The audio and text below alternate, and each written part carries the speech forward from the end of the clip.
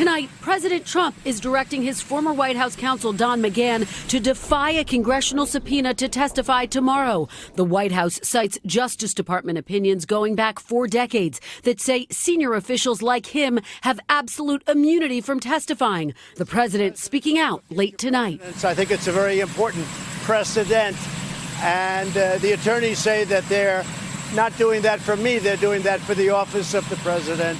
McGahn sat for more than 30 hours of interviews with special counsel Robert Mueller. Democrats say he's a key witness on obstruction, and they're accusing the White House of stonewalling. Let me be clear. If Don McGahn doesn't testify, it is time to open an impeachment inquiry. Meanwhile, the first Republican lawmaker is now raising the issue of impeachment. Michigan Congressman Justin Amash, a frequent critic of the president, tweeting after reading the Mueller report, President Trump has engaged in impeachable conduct. Democrats pouncing.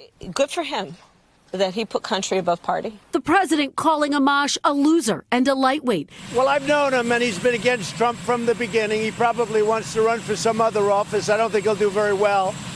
He's been a loser for a long time. Back in his Michigan district, more backlash against Amash. Well, I don't support him on that statement.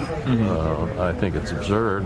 I don't agree with, I think that the job that the president is doing is phenomenal. And late tonight, a federal judge upheld a subpoena from House Democrats for some of the president's financial records from an accounting firm. The president says he'll appeal. Hey, NBC News fans, thanks for checking out our YouTube channel. Subscribe by clicking on that button down here, and click on any of the videos over here to watch the latest interviews, show highlights, and digital exclusives. Thanks for watching.